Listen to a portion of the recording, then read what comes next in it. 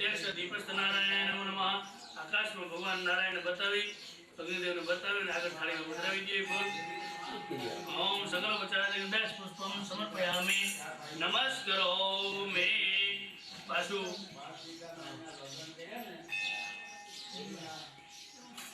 फूलात में क्या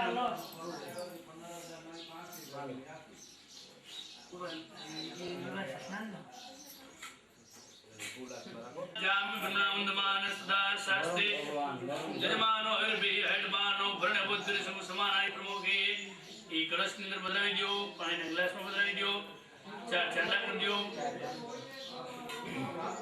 अने बर्तन दे ओम पूर्वे ऋग्वेदाय नमः ऋग्वेदं पूजयामि दक्षिण यजुर्वेदाय नमः यजुर्वेदं पूजयामि पश्चिमे सामवेदाय नमः सामवेदं पूजयामि उत्तर अथर्ववेदाय अथर्ववेदं पूजयामि कलश के अंदर बदलावी दियो कलश मध्ये मते वरुणाय नमः वरुणं पूजयामि सुप्रतिष्ठित वरदो भव હવે કળશ માટે અડી રાખજો કળશ તમાર બધાને આગળ છે ઓમ કલશસ્ય મુખે વિષ્ણુ ગંધે રુદ્ર સમાશ્રિતા મૂલે તત્રસ્ય બ્રહ્મા મધ્યમાં ત્રિગણાસુરદા કોક્ષોદુ સાગરા સર્વે સપ્તદીપા વસુંધરા ऋग्वेदो यजुर्वेद सामवेदो यथर्वण अंगेश वेदा सर्वे साम समाश्रिता यत्र गायत्री सावित्री शांति पुष्टि गदा आयंत देव पूजा तम दुतिक्षे कारक गंगे चमुन सेवा गोदावरी सरस्वती सिंधु कावेरी जलस्मिन् सन्धिं कुरु ओम आजुड़े श्रीमदा स्वाति द्रावाय चक्र संरक्ष्य मधुते तुलसी गुंटे मत्सम जाचर्य ओम वरुणाय नमः ओम वरुणाय नमः ओम वरुणाय नमः ओम वरुणाय नमः ओम वरुणाय नमः महोदक दकं गृहद पूजा द्रव्याणि स्वात्मानं च संप्रोक्षेत अपवित्रो वा सर्वावस्थां गतो विवाहोपाद्यं समर्पयामि हस्तयोर्घ्यं समर्पयामि मुखाम्बुजे आचमनीयं समर्पयामि सर्वांगे स्नानं समर्पयामि स्नानांगभूतम् आचमनीयं समर्पयामि नमस्करोमि दैनिक चमची में जाओ पहले भगवान ने दूधनु स्नान करानो है ओम पयः प्रदियं पयो खदि उपयो दिवेंद्रक्षे पयो धापे सुदे प्रदिशा संत मध्यम ओम गंगणपतये नमः नमः लक्ष्मी नारायण भ्याम नमः प्रथम पय स्नानं समर्पयामि दैनिक चमची चढ़ाओ भगवान ऊपर बे चमची जल चढ़ाओ दो ओम पय स्नानांदे शुद्धोद स्नानम आचमनीयं जलम समर्पयामि बीजू भगवान ने दैनिक स्नान कराम से ओम दलिक्रावणोकारी खंडिष्णोरशिष्टवाजिनः सुरभिनो मुखा कर्पणाय गोकीधारी गदा ओम हवाहितदेभ्यो नमो नमः द्वितीय बीजू भगवान ने दैनिक स्नान कराओ दधि स्नानं समर्पयामि बे चमची जल्दी चढ़ा दो ओम दधि स्नानांते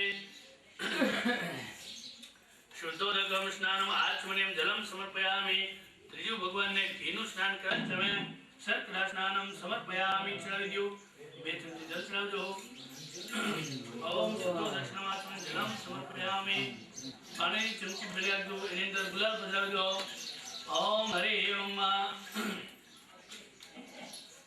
त्वां गंधर्व खनस्तामि स्वामरे स्वदे स्वामोपदे सोमो राजा विवानेश्मादमुच्यतः ओम देवी सुरेश्वरी भगवती गंगे त्रिभुवन तारिणी तरल तरंगे शंकर मौली विहारिणी विमले मम मातिरस्तां तव पद कमले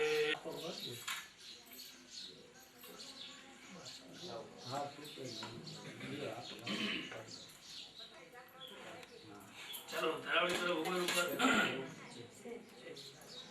ओम हरि ओम नमो गणेभ्यो गणपति विष्णो नमो नमो रातेभ्यो रातपति विष्णो नमो नमो गणेशेभ्यो गणेशपति विष्णो नमो नमो विरूपेभ्यो विष्णुरूपे विष्णो नमो नमः विष्णुरूपे विष्णो नमः इदं विष्णुचक्रमे त्रैदान्तदे पदं सम्मूढवशभागु सुरेश्वा ओम श्रीष्ठदे लक्ष्मीष्टवज्ञा बहुरात्रे पार्श्वे नक्षत्राणि कुशिनो व्यातं मयिष्टं निघाणा ओम मयिखाण सर्वलोकं मयिखाण अमृताभिषेकोस्तु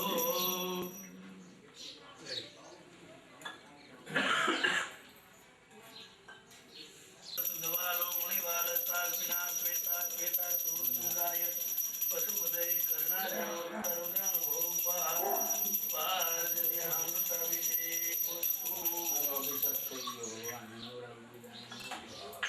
फूल नहीं थाली में रखियो या फूल में थाली में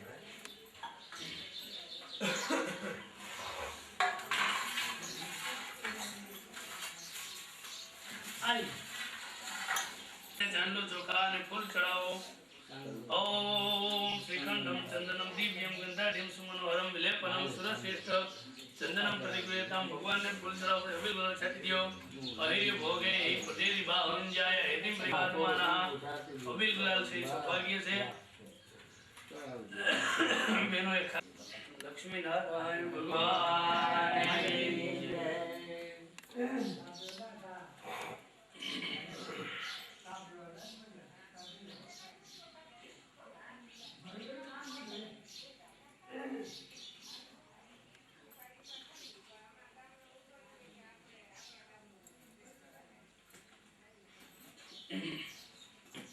બધા ભગવાનને ભાવથી આપણે યાદ કરી. ઓમ હરિ ઓમ ગણપતયે નમો નમઃ. ચતુર્ષષ્ઠી યોગિન્યે નમો નમઃ. પિતૃ સ્થાપન સર્વ ભદ્ર મંડલે ભ્યો નમો નમઃ. કાળુ સ્થાપન ક્ષેત્રપાલ અને સુરપુરા પિતૃનું છે. ઓમ ક્ષેત્રપાલ સહિત પિતૃ નારાયણાય નમો નમઃ. છેલ્લું સ્થાપન નવગ્રહ અને ભગવાન શિવજી છે. ઓમ નવગ્રહ મંડલિતા ભ્યો નમો નમઃ. સામ સચિમારુદ્રાય નમો નમઃ. પ્રાર્થનાપૂર્વક નમસ્કારાન નમસ્કરોમિ. બધાની એકી સાથે જમાડતાની ભાવના કરવાની છે. ઓમ હરિ નૈવેદ્યમ જલયેન સંપ્રોક્ષ્ય અમૃત કૃત્ય. ઓમ પ્રાણાય સ્વાહા અવાનાય સ્વાહા વ્યાનાય સ્વાહા ઉદાનાય સ્વાહા ઓમ સમાનાય સ્વાહા. મદ્યપાનીયમ સમર્પયામિ. ફરીથી ભગવાનને જમાડજો. ઓમ પ્રાણાય સ્વાહા ઓમ ઉપાનાય સ્વાહા ઓમ વ્યાનાય સ્વાહા ઓમ ઉદાનાય સ્વાહા ઓમ સમાનાય સ્વાહા. ઉદરાપોષ કરોમિ. હવે ભગવાનને જમાડ્યા જેમાં વળી ફળ અર્પણ કર્યું છે. ઓમ ફલમ સમર્પયામિ. મુકવા સાથે રાતિની સમર્પયામિ નમસ્કરોમિ. હવે ભગવાનને આપણે સોનાની દક્ષિણા આપી ભાવના કરીએ. ઓમ હિરણ્ય ગર્ભસ્તમે હેમો બીજમ વિભાવશુ અનંત પુણ્ય ફલદંત શાંતિ પ્રયચ્છમે. દેવ બાપા આરતી લેવો ઝડપથી ધીરુભાઈ પાસે.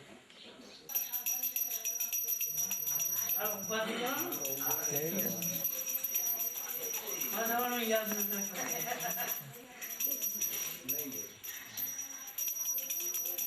ઓમ બોલો ભગવાન કી હરે ઓમ લઘુ અવિ પ્રજનનમ મે સુતસવીર કો સર્વગણ કો સતે આત્મધનિ પ્રજાધનિ પદુધનિ લોકધન્ય ભયધનિ અગ્નિકેન્દ્રહારમ સદા વસંતમ હૃદયારવિંદે ભવાની સરિતમ નમામિ. મંગલમ ભગવાન વિષ્ણુ મંગલમ ગરુડધ્વજ મંગલમ મંગલિકા મંગલાયતનો હરિ સર્વમંગલ ગણપતિ બાપાને દેવતા મિત્ર દેવતા એક ખાલી કરને હોઈ વાત દેવ બાપા લઈ લ્યો. ઉભા રહી દેવ બોલો. હા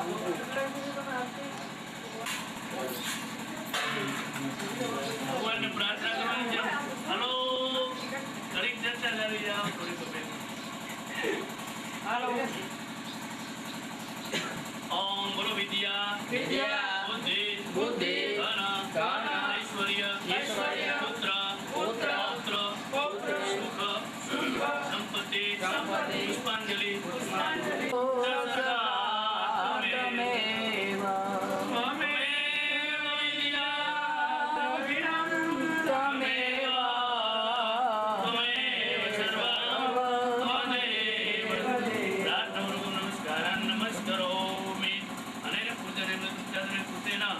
ભગવાન હવે સવિતા પ્રિયંદાન નમઃ દક્ષ બ્રહ્માર્પણમસ્તુ.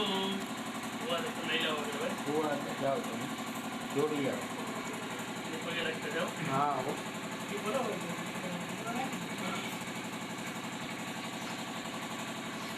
ગજાનંદ મહારાજ કી જય. નમઃ પાર્વતી પતે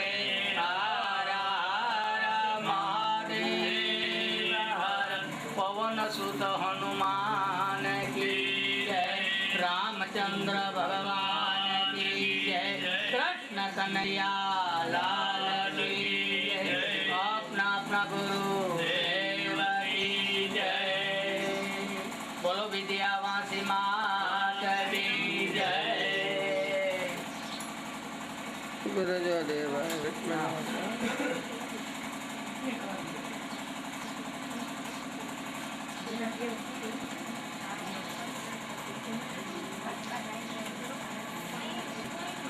Yeah.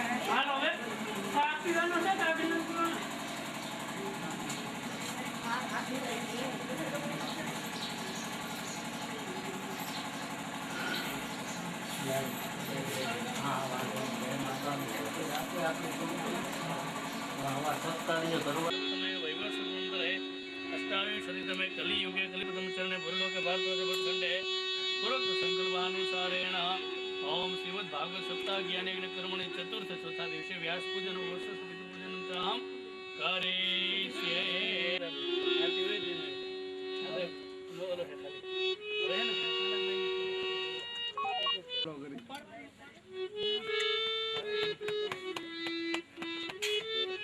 वंदनम प्रतिगृह्यताम नाखी दीजिए अलग अलग लेवानी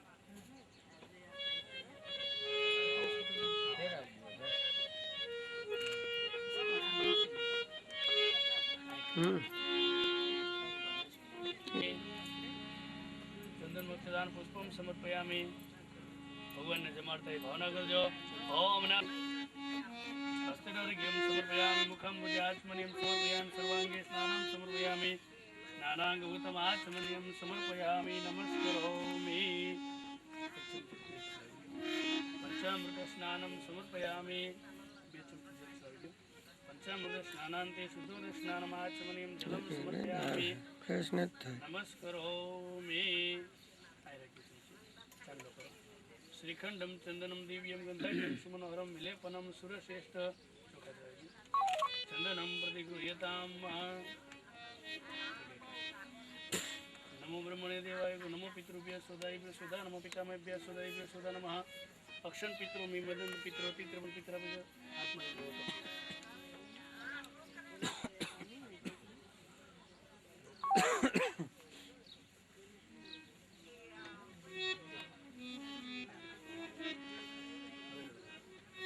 ओम तृप्यध्वं सोदा नमः तृप्यध्वं सोदा नमः तृप्यध्वं सोदा नमः तृप्यध्वं सोदा नमः इति तर्पणं कुशत्यागः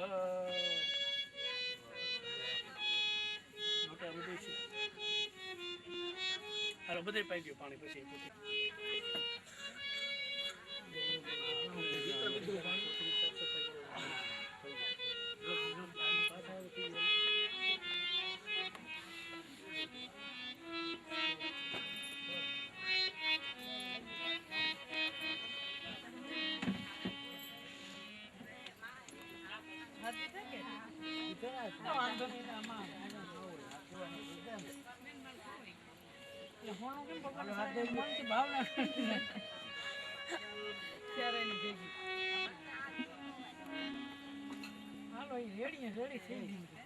રાખજો શૂટિંગ છે ને એટલે ક્યાંય મીઠું આવી ઓમ हिरण्य गर्भस्थम हेम बीजम विभावशो अनंत पुण्य फलदम यत शांति प्रयत्न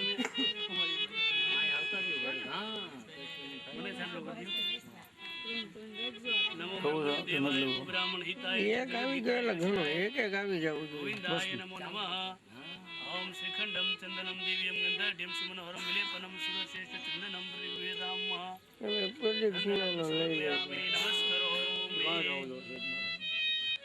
बार बार वही जाते ने मया निवेदिता भक्तिया गृहाण परमेश्वर ओम श्रीखंडम चंदनम दिव्यम गंधर्वम सुमनोहरम विलेपनम सुरश्रेष्ठ चंदनम प्रतिगृह्यताम सुधान समर्पयामि पुष्पम समर्पयामि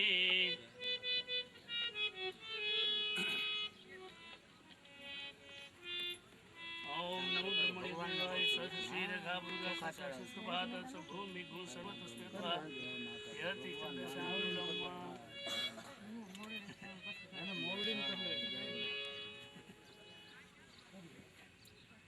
ओम अम्बे अंबिके बालिके नमः नैतिकस्तन सहस्रशोकः सुदरिकां कम्पीलवासिनीमा ओम अम्बे अंबिके बालिके नमः नैतिकस्तन सुभद्रिकां कम्पीलवासिनीमा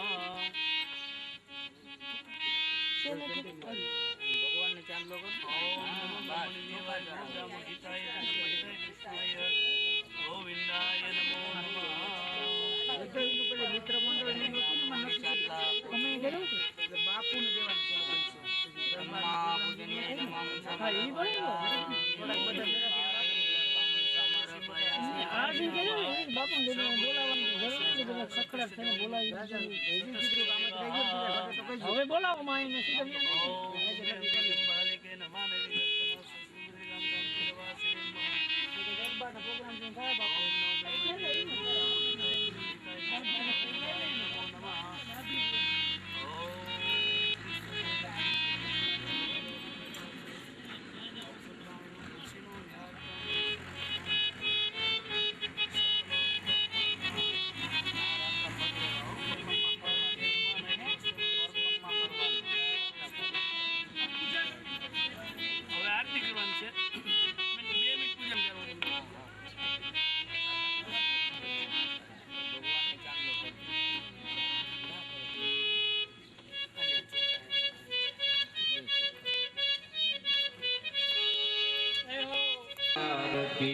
हरि गुरु संतनी सेवा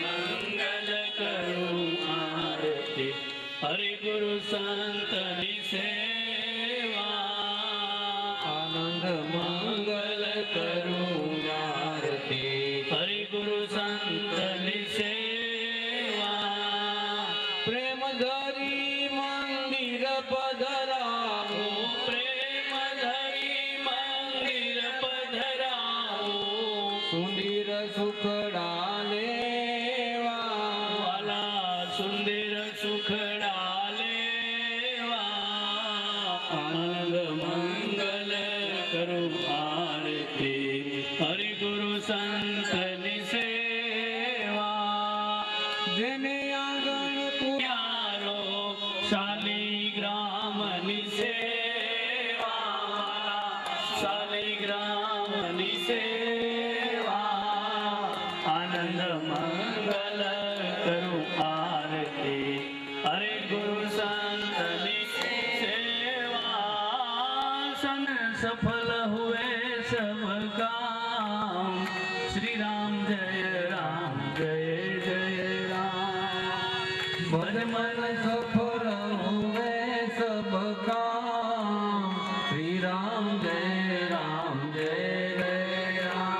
हर भज मन सफल हुए सब काम श्री राम जय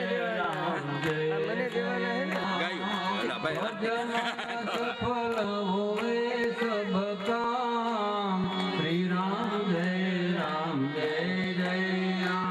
ओम रघुपति राघव राजा राम रघुपति राघव राजा राम रघुपति राघव राजा राम रघुपति राघव राजा राम रघुपति राघव राजा राम पतित पावन सीताराम पतित पावन सीताराम पतित पावन प्रभु सीताराम पतित पावन सीताराम ओम जय रघुनंदन जय सिया राम ओम जय रघुनंदन जय सिया राम ओम जय रघुनंदन जय सिया राम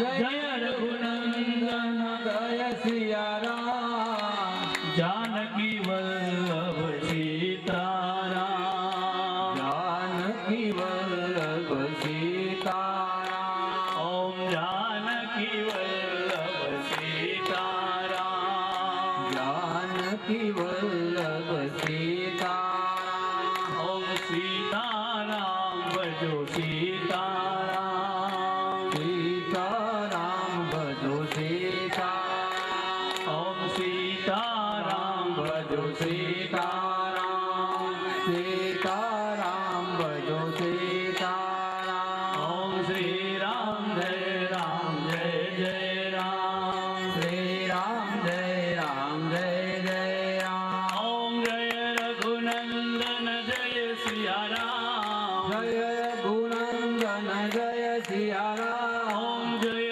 रघुनंदन जय सिया राम जय रघुनंदन जय सिया राम जानकी वल्लभ सीताराम जानकी वल्लभ सीताराम ओम जानकी वल्लभ सीताराम जानकी वल्लभ सीताराम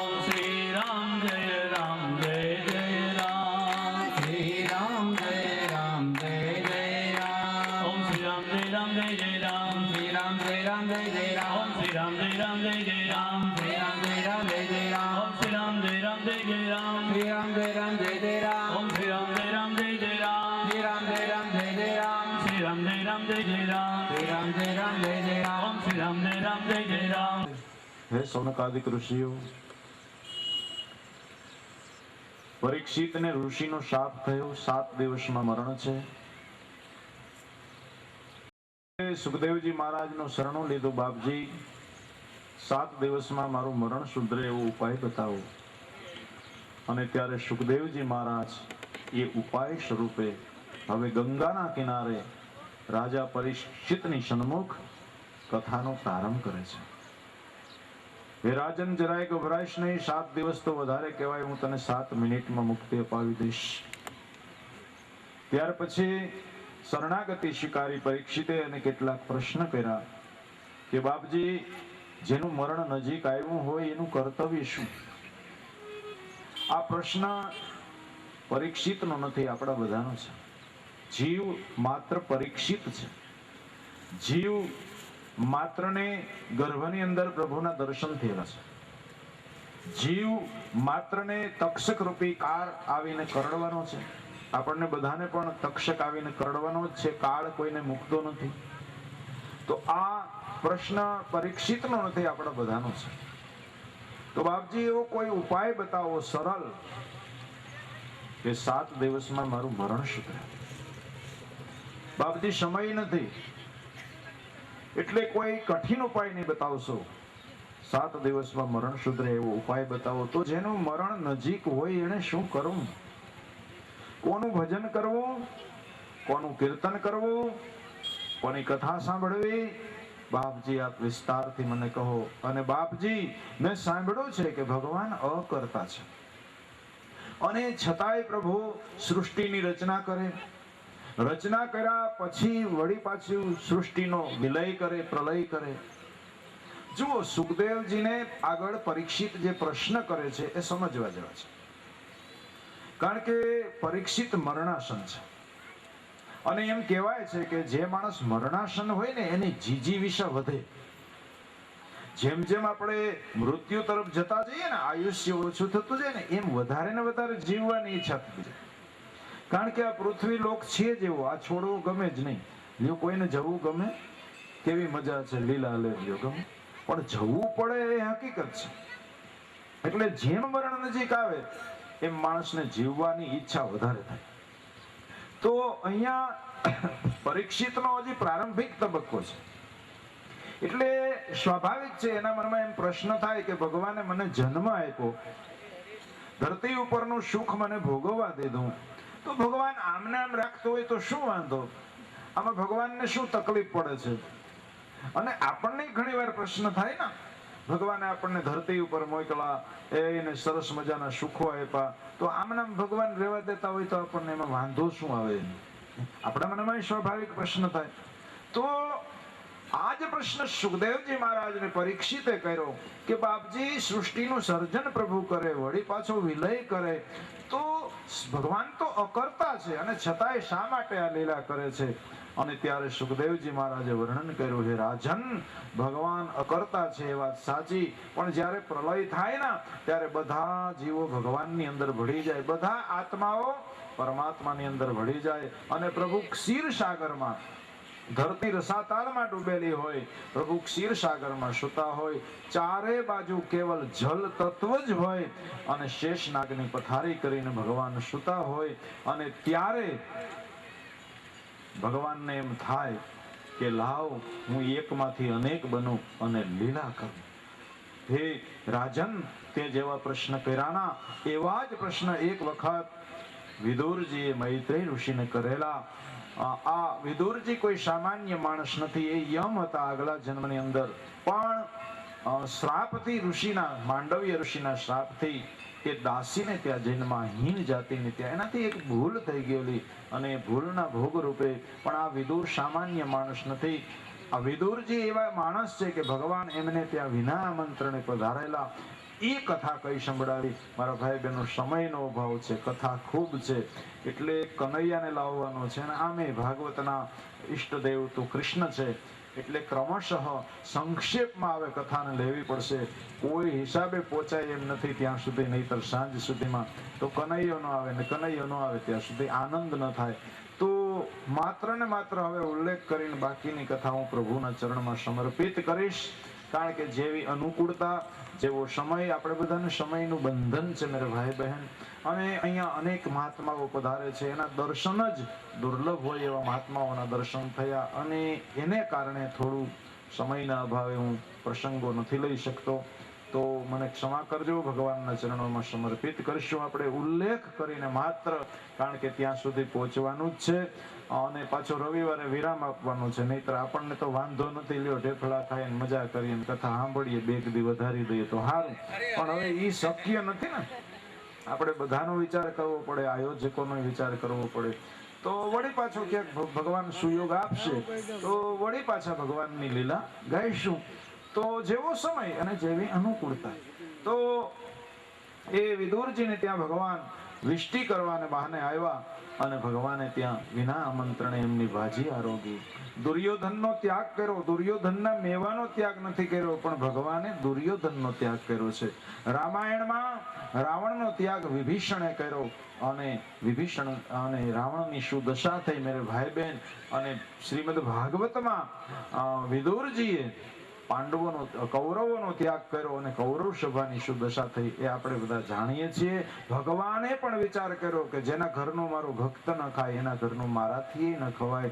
ટૂંકમાં ભગવાન વિષ્ટિકાર બન્યા, વિષ્ટિ ફેલ ગઈ અને વિદુરજીની ભગવાને ભાજી આરોગી. અને ત્યાર પછી પ્રભુ દ્વારિકાધીશ દ્વારિકા પધાર્યા. આ બાજુ વિદુરજીએ નિર્ણય કર્યો કે મારે કોઈનો પક્ષ નથી લેવો. 36 વર્ષની યાત્રાએ વિદુરજી નીકળી ગયા. એ કથા સંક્ષેપમાં કઈ સંભળાવી. અને ત્યાર પછી વિદુરજી ફરતા ફરતા ફરતા વૃંદાવનમાં આવ્યા છે, અને ત્યાં ભગવાનના મોકલાયેલા પરમ સખા ઉદ્ધવજીનો મેલાપ થયો. ઉદ્ધવજી પાસે ભાગવત ધર્મનો ઉપદેશ પામ્યા વિદુરજી.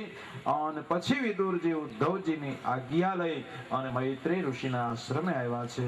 અને જેવા પ્રશ્ન સુખદેવજી મહારાજને પરીક્ષિત રાજાએ કર્યા, એવા જ પ્રશ્ન મૈત્રેય ઋષિને વિદુરજીએ કરેલા છે કે બાપજી, ગયા જન્મની અંદર હું યમ હતો, દેવ હતો, મારાથી એક ભૂલ થઈ ગઈ અને હું મનુષ્ય યોનિમાં, એમાં હીન જાતિમાં દાસીને ત્યાં મારે જન્મ લેવો પડ્યો.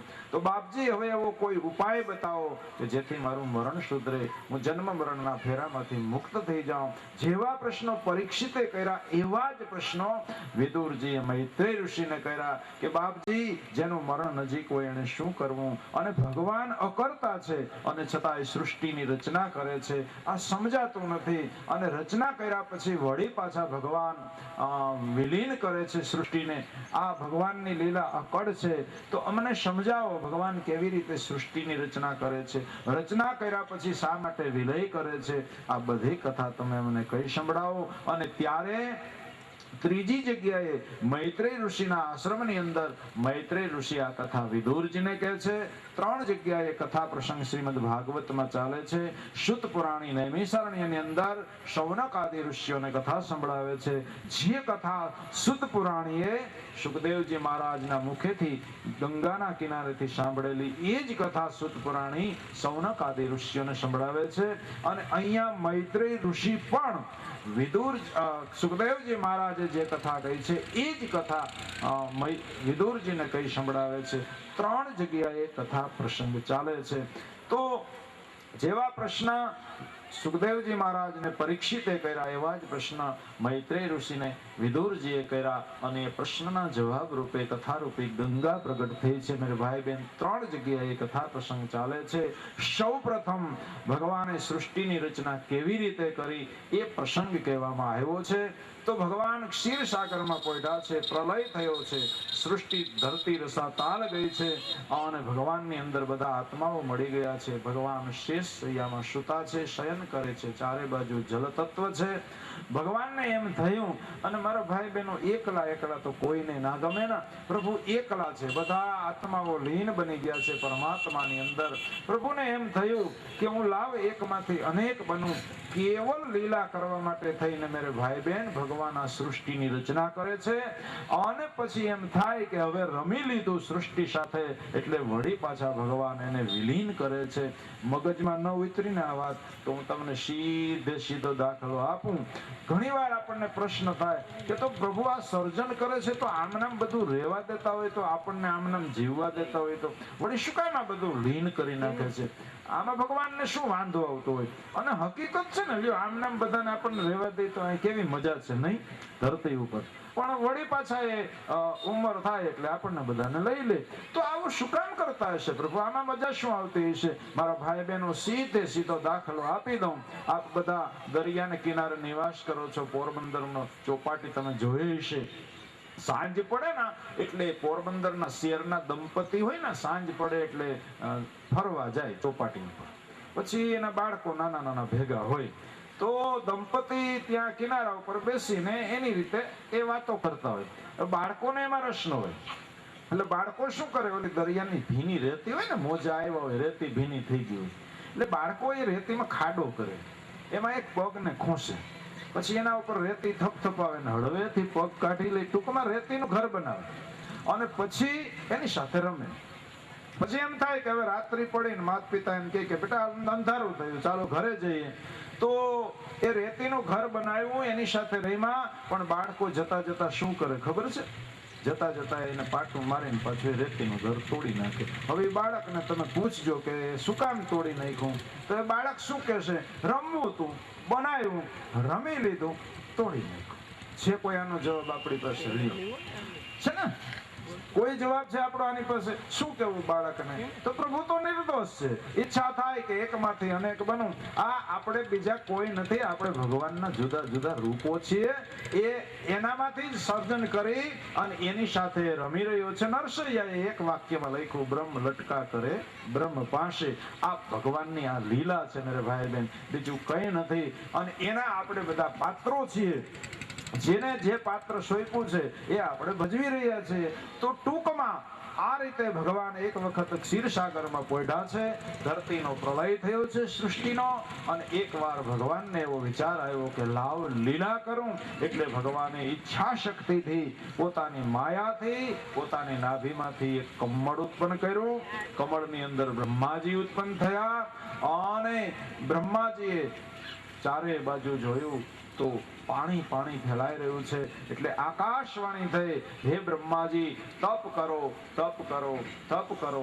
અને બ્રહ્માજીએ તપ કર્યું અને સૃષ્ટિનું સર્જન કર્યું. પણ પ્રશ્ન આવ્યો કે સૃષ્ટિને રાખવી ક્યાં? કારણ કે હિરણાક્ષ નામનો એક અસુર ધરતીને લઈને રસાતાલમાં જતો રહેલો અને એને પેલા મારવો પડે. એટલે બ્રહ્માજીએ ભગવાનને પ્રાર્થના કરી, પ્રભુ સૃષ્ટિનું સર્જન આપની આજ્ઞાથી મેં કર્યું છે, પણ આ સૃષ્ટિને રાખવી ક્યાં? અને ત્યારે ભગવાને કહ્યું, ચિંતા નહીં કરો, હું વરાહ અવતાર ધારણ કરી અને હિરણાક્ષને મારીશ.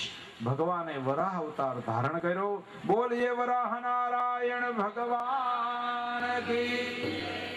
ત્યારે પ્રશ્ન થયો છે, પરીક્ષિત રાજાએ પ્રશ્ન કર્યો સુખદેવજી મહારાજને કે બાપજી આ હિરણાક્ષ કોણ હતો? એની કથા તમે મને કહી સંભળાવો. અને ત્યારે આ કથા સુત પુરાણી શૌનક આદિ ઋષિઓને, મૈત્રેય ઋષિ વિદુરજીને અને સુખદેવજી મહારાજ પરીક્ષિતને આ કથા કહેતા કહે છે કે સાંભળો, કશ્યપ અને દિતિ ઋષિ દંપતી છે, પણ એક વખત વિચાર કરો, આ બ્રાહ્મણ દંપતી છે પણ જીવનમાં એક વખત ભૂલ કરી ગયા અને એનું પરિણામ કેવું આવ્યું મારા ભાઈ બહેનો? માટે દંપતી સાવધાન. આ કથા દંપતી માટે છે. દાંપત્ય જીવન કેવું હોવું જોઈએ? ધર્મ ચૂકે દંપતી, નીતિ ચૂકે અને તો કેવા પરિણામો ભોગવવા પડે છે, એની આ કથા છે મેરે ભાઈ બહેન. સમયનો અભાવ છે, કથા બહુ સુંદર છે, માત્ર ને માત્ર ઉલ્લેખ કરવો પડશે મેરે ભાઈ બહેન. પહોંચવું કઠિન છે, નહીતર મુકામે તો જરા મારાથી કોઈ ગલતી થઈ જાય તો આપ વૈષ્ણવજનો વિશાળ હૃદય રાખીને મને ક્ષમા કરજો. ટૂંકમાં દિતિ અને કશ્યપ એ ઋષિ દંપતી છે. જુઓ મારા ભાઈ બહેનો, અસુર અને શૂર એ ભાઈઓ છે, એક જ બાપના દીકરા છે, પણ માં અલગ છે. એટલે માં જો ગલતી કરે માં જો ભૂલ કરે વળી પાછો વાંચે એને વાત દોહરાવીશ કે શક્તિ જો ભૂલ કરે, માતા જો ભૂલ કરે તો એના પરિણામો બહુ સારા નથી આવતા. માતાઓએ બહુ સાવધાન રહેવું પડે છે, બહુ સાવધાન. અહીંયા જુઓ તમે, બાપ એક છે, માં અલગ છે. કશ્યપ ઋષિ એને બે પત્ની દિતિ અને અદિતિ. દિતિથી જે થયા એ બધા અસુરો થયા અને અદિતિથી જે થયા એ બધા દેવતાઓ થયા. દિતિ એટલે શું? આ તો સમાધિની ભાષા છે મારા ભાઈ બહેનો, વળી પાછો કોઈ ખોટો અર્થ નહીં કરતા. દિતિ એટલે ભેદ બુદ્ધિ. એમાં દ્વૈત આવે ને, દ્વૈત, દ્વિ આવ્યો ને શબ્દ, દ્વિ એટલે ભેદ બુદ્ધિ. આત્મા અને પરમાત્મા અલગ જ નથી, બે એક જ છે. પણ જેનામાં ભેદ બુદ્ધિ છે અને એટલે તો અસુરો ભગવાન સાથે લડે. ભગવાન સાથે શું કામ લડે? એને દુશ્મન માને છે. અરે મારા વાલા, એમાંથી તો તારું સર્જન થયું, એ તારો દુશ્મની ક્યાંથી? એને તો પ્રેમ કરવાનો છે અને એની સાથે પાછું પરણવાનું છે. પણ આ ભેદ બુદ્ધિ છે ને, એનું નામ દિતિ, અને અભેદ બુદ્ધિ છે એનું નામ અદિતિ. અને એટલે એના દેવતાઓ થયા અને દેવતાઓ પ્રભુને પ્રેમ કરે છે અને અસુરો ભગવાનથી દુશ્મનાવટ કરે છે. એ ભેદ બુદ્ધિથી ઉત્પન્ન થયેલા છે. ઉપરથી કથા લઈ લઈએ તો એ તો પ્રસંગ આપ બધા જાણો છો કે ઘટના કેવી ઘટી છે. દિતિ અને કશ્યપ આશ્રમ બાંધીને વનમાં રહે છે. એક વખત સાંજના સમયે દિતિએ શિંગાર સર્જ્યો. જો શું ભૂલ કરી માએ, અને પરિણામ શું આવ્યું? સાંજના સમયે શિંગાર સર્જ્યો અને કશ્યપ ઋષિની પાસે જઈ અને દિતિએ કામ સુખની માગણી કરી. મારા ભાઈ બહેનો, આ કથાને સાવધાન થઈને સાંભળજો. ક સમયે કોઈ બી કામ સુખ ન ભોગવાય. ધર્મની મર્યાદા છે, નીતિ છે, શાસ્ત્રની મર્યાદા છે. એમાં એક અમાસને દિવસે કામ સુખ ન ભોગવાય, એકાદશીના દિવસે કામ સુખ ન ભોગવાય. જે દિવસે આપણે ત્યાં શુભ પ્રસંગ હોય તે દિવસે કામ સુખ ન ભોગવાય. કોઈ ભગવદીય કાર્ય થઈ રહ્યું આપણે આંગણે ત્યારે કામ સુખ ન ભોગવાય. દિવસના સમયે કામ સુખ ન ભોગવાય. આ કેટલીક મર્યાદાઓ છે અને એ મર્યાદાઓ જ્યારે આપણે ઓળંગીએ છીએ ત્યારે જ આપણે ત્યાં આ દિતિને જે સંતાનો થયા એવા સંતાનો થાય છે. મારા ભાઈ બહેનો, એક જ બાપના બે દીકરા છે. અસુરો એટલે કોઈ શિંગડા પૂંછડા વાળા છે નહીં, બધા માણસો જ હતા અને ઋષિ દંપતીને ત્યાં જન્મેલા હતા મેરે ભાઈ બહેન. પણ માં એક ભૂલ કરી ગઈ અને પરિણામે આવા બાળકોનો જન્મ થયો. માટે બળે સાવધાન. આવા રાક્ષસી જેવા બાળકો, એટલે રાક્ષસ જેવા બાળકો જન્મે એટલે શિંગડા પૂંછડા વાળા ન હોય પણ એની વિચારસરણી આસુરી હોય. જો માં ભૂલ કરે તો અહીંયા દિતિએ સાંજના સમયે શિંગાર સર્જ્યો અને કશ્યપ ઋષિની પાસે જઈ અને કામ સુખની માગણી કરી. નાથ, અત્યારે તમે મારી સાથે કામ સુખ ભોગવો. કશ્યપ ઋષિએ ખૂબ બનાવ્યા કે દેવી, સાંજનો સમય છે ના, એ તો દીવાબત્તીનો સમય છે. ઠાકોરજીની આગળ દીવાબત્તી કરો. તુલસીને ક્યારે દીવો કરો? કારણ કે દેવી સૌભાગ્યવતી સ્ત્રીની અંદર લક્ષ્મીજીનો વાસ છે અને સાંજના સમયે દરેકને ઘેરે લક્ષ્મી નારાયણ પધારે છે. માટે દેવી, સાંજના સમયે કામ સુખ ન ભોગવાય, ભગવાનનો અપરાધ થાય. અને હકીકત છે મારા ભાઈ બહેનો, સાંજના સમયે કોઈ દિવસ કામ સુખ ન ભોગવાય. ઘરના દરવાજા બંધ ન કરાય. કારણ કે દરેકને ઘરે માં લક્ષ્મીજી પધારે છે. ઘરના દરવાજા બંધ હોય ને તો લક્ષ્મીજી જય શ્રી કૃષ્ણ કરીને જતા રહે છે. એટલે ગામડામાં હજી સંસ્કૃતિ જળવાયેલી છે મારા ભાઈ બહેનો. સાંજના સમયે જો કોઈ ગામડાની અંદર પોતાના દરવાજા બંધ હશે ને તોય ખોલી નાખશે. તુલસીનો ક્યારો હોય, બહેનોની આ ફરજ છે. બહેનો બીજું કંઈ ન કરે, કેવલ તુલસીની પૂજા કરે ને તોય બહેનોનું ભગવાન ભક્તિ સ્વીકારી લે છે. તુલસીને ક્યારે દીવો બત્તી કરાય. સાંજના સમયે તો ભગવાનની આગળ બેસીને પ્રભુનું નામ લેવાય. દેવી, ક સમયે કામ સુખ ન ભોગવાય, એનું પરિણામ સારું નહીં આવે. ત્યારે દિતિએ દલીલ કરી. કામાતુર બન્યા અને કામાતુર માણસ તો શું નથી કરતો મારે ભાઈ બેન. આગલા આપણે પહેલા દિવસની કથામાં જોયું હતું કે માણસને બે વસ્તુ સતાવે છે, એક ભૂખ અને કામ. અને એ બે વસ્તુ જ્યારે સતાવે ત્યારે માણસનું વર્તન બિલકુલ પશુ જેવું થઈ જાય. અત્યારે દિતિનું વર્તન તમે જુઓ. પતિની આગળ દલીલ કરી, નાથ આપણે ઝૂંપડીનો દરવાજો બંધ કરી દઈએ તો ક્યાં ભગવાન જોવાનો છે? મારા ભાઈ બહેનો, ભગવાન તો વિના આંખે જોતો હોય, વિના પગે ચાલતો હોય, વિના હાથે કાર્ય કરતો હોય, તો શું દરવાજો બંધ કરી દે તો ભગવાન ન જુએ? આ તો ઘુવડ વૃત્તિ છે. ઘુવડો એમ કે દુનિયામાં ક્યાંય સૂર્ય નથી, તો શું સૂર્ય ન હોય? સૂર્યની હાજરી તો બધે જ છે. ઘુવડને ન દેખાય તો એમાં ઘુવડનો વાંક છે. અંધારામાં ભરાઈને પડ્યા હોય તો એને સૂર્ય ક્યાંથી દેખાય? તો મારા ભાઈ બહેનો, દિતિએ દલીલ કરી અને ત્યારે કશ્યપે કહ્યું, દેવી, ભગવાન તો સર્વવ્યાપક છે, દરેક જગ્યાએ વાસ કરે છે, માટે ઘરનો દરવાજો બંધ ન કરાય. પણ દિતિ માયના નહીં, અને સ્ત્રી હઠ, શાસ્ત્રમાં અમુક હઠ લખી છે. એક રાજહઠ, એક બાળહઠ, એક સ્ત્રી હઠ અને એક યોગી હઠ. આ હઠ એવી છે ચાર મારા ભાઈ બહેનો, એને માનવી જ પડે. અહીંયા જુઓ, કશ્યપ ઋષિ છે, બ્રાહ્મણ છે, પણ સ્ત્રી હઠને વશ થયા. કસમયે કામ સુખ ભોગવું અને પરિણામે દીતીના ગર્ભની અંદર બે ભયંકર રાક્ષસો, બાળ રાક્ષસો ઉછરવા લાગ્યા છે. અને પછી દીતી ગભરાયા. આ માણસનો નિયમ છે, ભૂલ કરે ને ત્યારે નિરાતે કરે, અને જ્યારે ભોગવવાનો વારો આવે ને ત્યારે પછી ધમપછાડા શરૂ થાય. દીતીએ ક્ષમા માંગી કશ્યપ ઋષિની, નાથ, મારાથી ભૂલ થઈ ગઈ, હવે આમાંથી કોઈ ઉગરવાનો આરોપ. ત્યારે કશ્યપે કહ્યું, દેવી, ભૂલ થઈ ના, એનું પરિણામ ભોગવવું જ પડે. ભૂલ જાણીને કરો યા અજાણતા કરો, પણ સજા તો ભોગવવી જ પડે. તો તમારા ગર્ભમાંથી બે ભયંકર રાક્ષસો બહાર આવશે, દેવતાઓને દુઃખ આપશે, સમાજને દુઃખ આપશે, લોકોને દુઃખ આપશે, ત્રણેય લોકને દુઃખ પહોંચાડશે.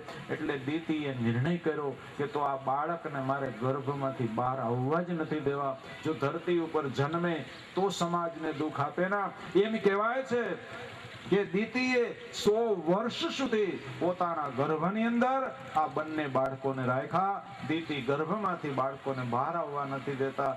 એમ માને છે કે જેટલો સમય ગર્ભમાં રહે એટલો સમય લોકોને શાંતિ. અને હકીકત છે મારા ભાઈ બહેનો, સમાજમાં ઘણા એવા માણસો હોય, હુતા હોય ને તો એને ઉઠાડાય નહીં, બે ગોદડા ઓઢાડી દેવાય. એ હુતા હારા, અમુક ઉઠાડો ને તો બીજાને હેરાન કરે.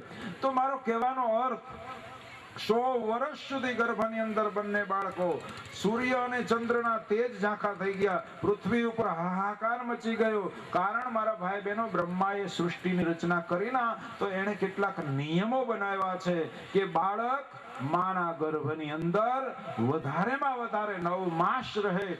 10મો માસ શરૂ થાય એટલે બાળક ગર્ભમાંથી બહાર આવે. આ બ્રહ્માજીની સૃષ્ટિનો નિયમ.